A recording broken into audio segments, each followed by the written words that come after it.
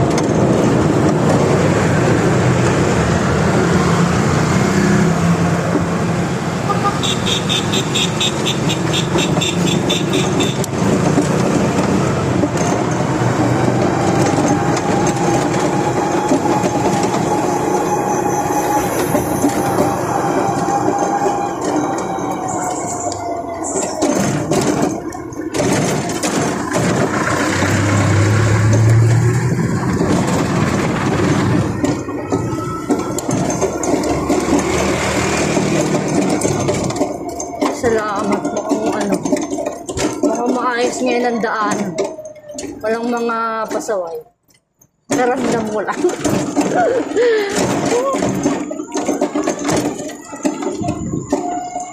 Walang pasaway ngayon.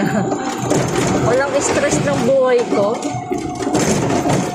Okay mo, nahimik na lang sa bahay.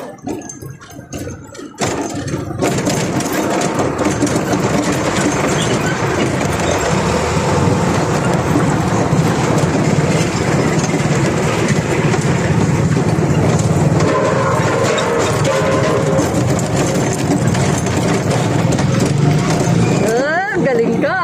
Hindi ako dadaan dito. Baka tumaob ako eh. Okay, pero lang ako. Bunuhan ko na yung daanan. Para maayos.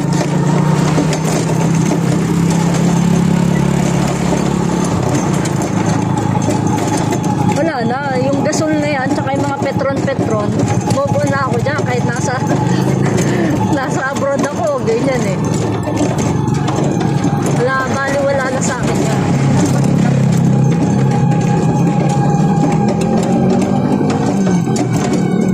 Baga ko man na sa akin yan.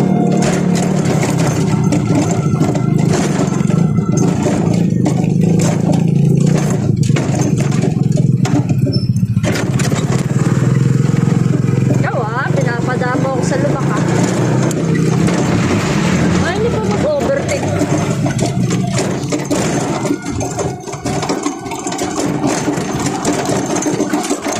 Yung man dumaan dun, madaan tuloy ako. May lubang kasi dun sa pataas eh. Hindi ako dumadaan dun kasi parang tataob yung e-bike.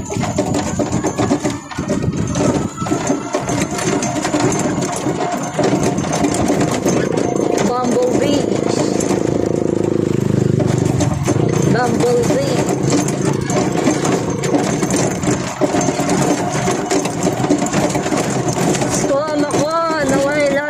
Maging iglesia ni Cristo na. Alam lang nila, maliligtas sila. Sasambahin nila yung tunay na Diyos. Ako, kaya nga ako nag-iglesia. Malinaw ang lahat ng aral. Ang lahat ng aral sa iglesia.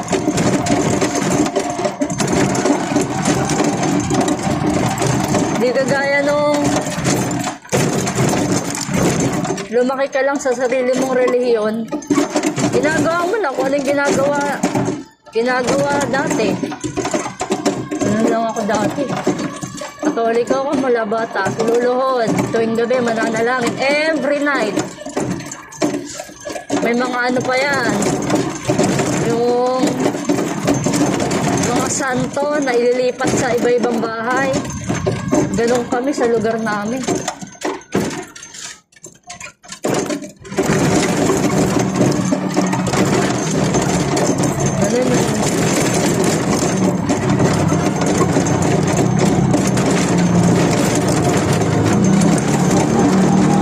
Grabe.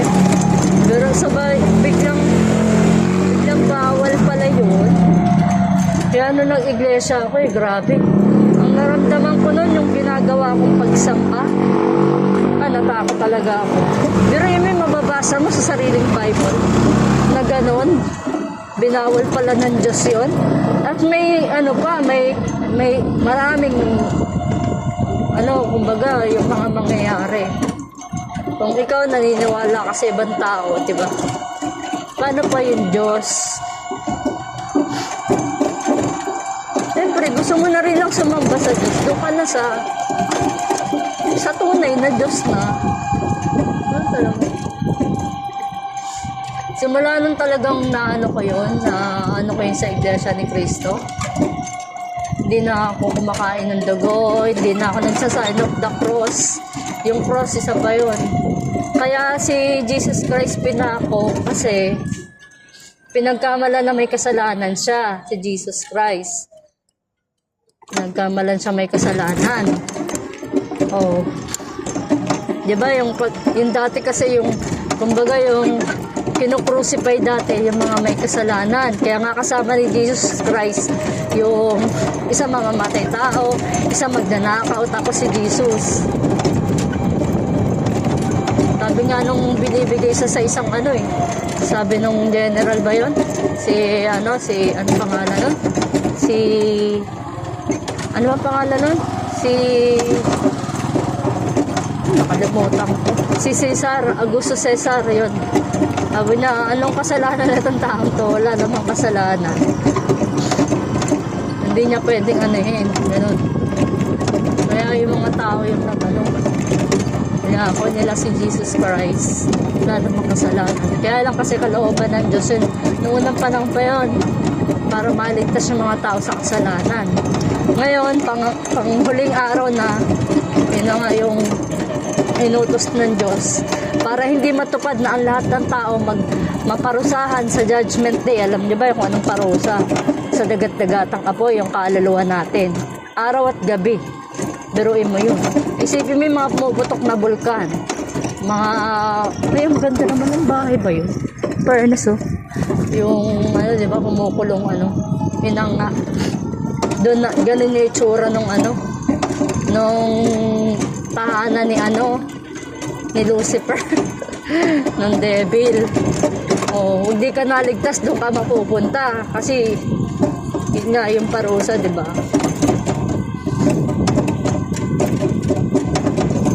Ayun, para hindi matupad yon,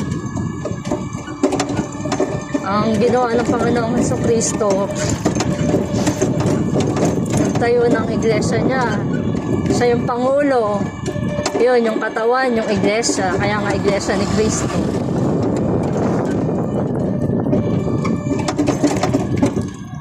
Para maligtas ang tao. Mapapatawad sa kasalanan, maliligtas. Hindi na mapaparusahan. Napakalawak ng aral ng sa Iglesia ni Cristo. Hindi lang sa Iglesia ni Cristo yun kasi nasa Bible yun. Hindi lang, kumbaga, pinagkaloob. Dahil siyempre, biruin mo gano'ng karaming reliyon ngayon. 1,000 mahigit. Lahat yan nagkiklaim na bukod sa Iglesia ni Cristo lang, nagtuturo na talagang may kaligtasan. May kaligtasan. Papatawad ka sa kasalanan. Magkakaroon ka pa ng karapatan dumalangin sa tunay na Diyos. Grabe, talaga nung nag-Bible study ako, hindi ko makalimutan. Tsaka ilang beses din kasi ako nag-Bible study. Kaya lang, simula talaga nung tinuro sa akin yun kasi nga nabasa ko sa Bible. Nabasa ko sa Bible, yun naniwala na talaga ako. Hindi ako nag-alinlangan sa aral. Ikaw ba naman, mabasa mo mismo, ganun. Gusto kong sumamba sa Diyos, lalo na kapag medyo may awareness ka na. Maiintindihan mo talaga. Napakasimple nga naman. Huwag ka sasamba sa kahit na anong bagay. Tapos may mga aral pa na yung mga nangyayari talaga, sinamba ng tao, yung mga bagay na nilalang ng Diyos kaysa sa lumalang. Totoo naman. Napakalawak sa na ibigay lang, na ituro lang sa sa sugo, tunay na sugo. Siyempre gusto ng Diyos may maligtas talaga. Tsaka kaya lahat ng prophecy, may prophecy ang Diyos. Kasi nga, hindi maniniwala ang tao pagka walang ganun. Yung mga pangyayari na matutupad. Kaya yung tawag ng prophecy. Iglesia ng Cristo. I'm here. So that's it.